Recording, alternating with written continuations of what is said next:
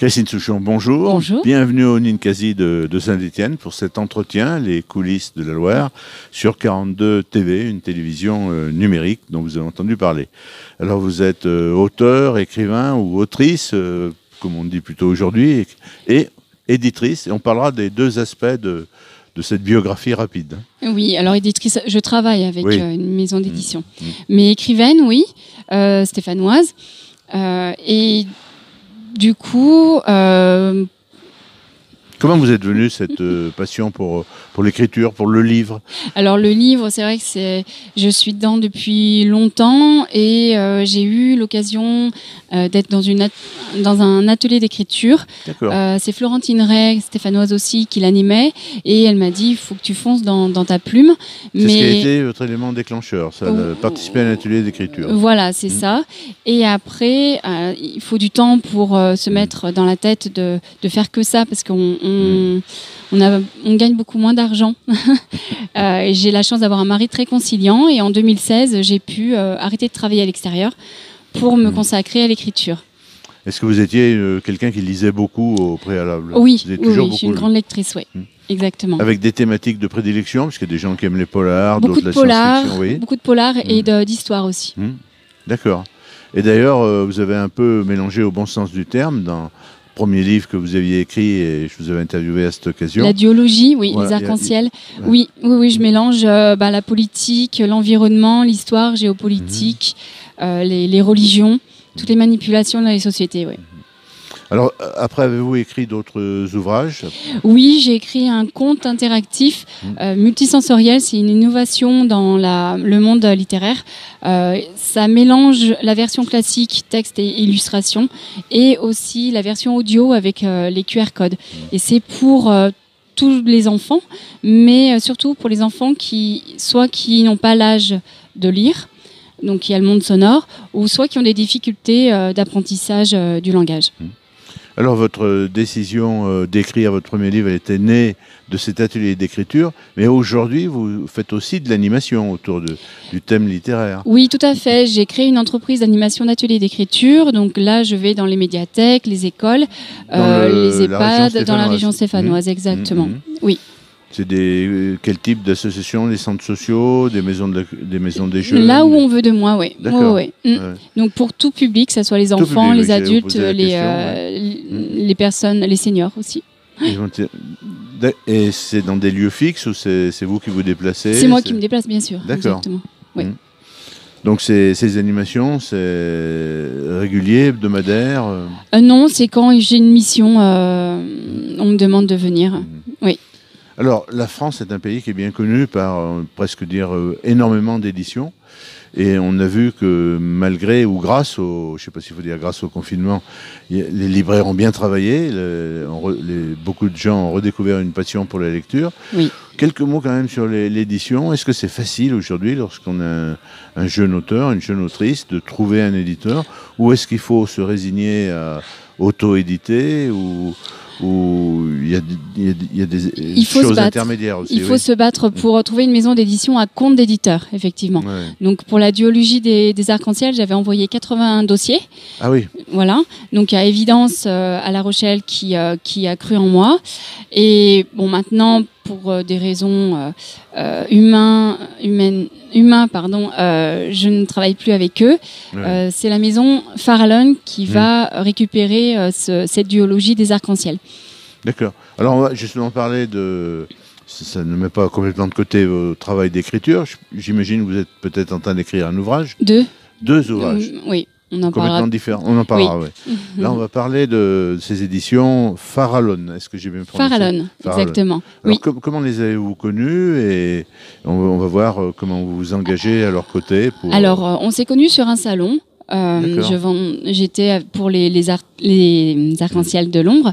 On a bien sympathisé. Ils m'ont dit on aimerait travailler avec toi. Donc, j'ai commencé à travailler avec eux. Pour le monde d'Aionios, c'est le conte interactif que je parlais tout à l'heure, et aussi j'étais président de comité de lecture. Donc je lisais les livres et je les sélectionnais pour publication ou pas. Et maintenant ça a évolué sur des missions officielles. Parce qu'il faut savoir que Farallon, c'est une maison d'édition qui a fait ses débuts à Saint-Étienne, dans la pépinière de rue de la République à Saint-Étienne. D'accord. En 2015. Pépinière d'entreprise. Et vous parliez tout à l'heure du Covid. À cause ou grâce au Covid, ils sont retournés dans le sud parce qu'ils ont de la famille là-bas. Donc maintenant, ils sont dans le Gard, à Bagnols-sur-Cèze. Mais comme vous étiez resté en contact avec eux et que la région compte quand même avec une fête du livre. Oui. Tout à fait, il y a beaucoup d'auteurs aussi stéphanois dans la maison d'édition, parce que c'est historique en fait pour eux. Et avec la Visio, on fait beaucoup de réunions comme ça. Du coup, Farallon, c'est une entreprise familiale. Et pour le moment, elle est considérée comme petite maison, mais elle est en train de se développer et de prendre de l'ampleur et du professionnalisme. Il y a beaucoup de concurrence quand même. Il y a beaucoup de concurrence. Ouais. Mais Farallon, son gros point fort, c'est l'humanisme. Ils sont très, très avenants avec les auteurs. Par contre, il faut que les auteurs aillent mettre du sien, vendre leurs livres, aillent sur les salons. Et ils permettent à tous les auteurs de talent de développer leur visibilité. Et ils ont aussi des partenariats avec des agences littéraires à l'étranger, notamment Léor pour le moment. Et ça permet aussi aux auteurs français de Farallon d'exporter leurs livres et d'être traduits en langue étrangère. Alors, votre engagement à la fois associatif, puisque vous animez des comités de lecture, vous animez des séances d'écriture, votre culture aussi d'entreprise, c'est probablement ce mélange au bon sens du terme qui a dû intéresser les animateurs de ce projet. Oui, tout à fait. Tout à fait. Et je travaille pour eux en tant qu'indépendant. Donc, je suis pour eux auteure, bien sûr, écrivaine, que je disais tout à l'heure, mais aussi directrice de collection. Parce que Farallon a l'objectif de monter en gamme.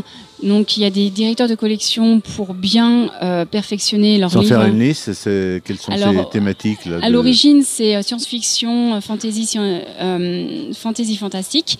Moi, je m'occupe de la direction collection jeunesse. De 3 à 12 ans. Il y a de la romance aussi, il y a des thrillers. Ils ont racheté les droits des Arc-en-Ciel notamment. Ils vont sortir en 2023. LGBT, et puis les inclassables, c'est tout ce qui est post-apocalyptique et light novel. On va parler. Et votre mission, sans rentrer dans les détails techniques? Alors, directrice de collection jeunesse, ça permet de chasser les auteurs de talent dans d'autres maisons d'édition ou en auto-édition, de les suivre dans leur construction de livres quand ils ne sont pas aboutis. Et moi, comme c'est la jeunesse, je travaille aussi avec les illustrateurs. Après publication, je les accompagne dans la recherche des salons, dans les dédicaces et dans les autres projets qu'ils ont. Les salons, ça reste aussi des lieux indispensables, incontournables. Oui, et Farallon maintenant est présent dans les grosses manifestations littéraires françaises et ils viennent d'avoir un stand à la fête du livre au Festival de Paris le mois dernier. D'accord. Et pour Farallon, j'ai une autre mission aussi, c'est une mission toujours en indépendant, d'agent commercial, parce qu'ils ont la politique d'être indépendant au niveau de la distribution, diffusion. Ils travaillaient jusqu'à présent avec Hachette Distribution et ils ont eu à cœur de créer leur filiale NP Livre Distribution pour pouvoir distribuer eux-mêmes leurs livres et les livres d'autres maisons d'édition indépendantes. Et moi, du coup, dans cette mission-là, je suis agent commercial sur les départements 42 et 43. D'accord. Alors, évidemment, l'anglais, c'est une langue très internationale. On a encore la chance que la francophonie existe, qu'elle existe en Amérique du Nord avec le Québec, qu'elle existe dans une grande partie de l'Afrique francophone. On a des voisins aussi qui parlent la langue. Est-ce que c'est important de se développer dans d'autres pays francophones? Est-ce que ça fait partie des projets Ça fait partie des projets, effectivement, parce que ce soit des auteurs, comme je disais tout à l'heure, de Farallon qui sont traduits à l'étranger, et aussi des achats de droits à l'étranger. Comme là, il y a des grosses séries, des sagas qui sont rachetées par Farallon avec 250 000 ventes à l'étranger, et du coup on les traduit en interne pour les publier en France. Et là, il y a une grosse série dans ma collection, une série policière jeunesse, où en Allemagne, il y a 17 millions de ventes et un film à l'horizon qui est en cours de tournage. C'est Les 3 jeunes détectives. Et je suis en charge de la communication régionale et nationale. Est-ce qu'il y a un secret pour terminer, pour déceler un talent inconnu, très discret Il y a les réseaux sociaux, il y a le réseau également, et c'est un peu de chance aussi. Ouais. Il faut avoir du talent d'écriture et aussi de l'humanisme.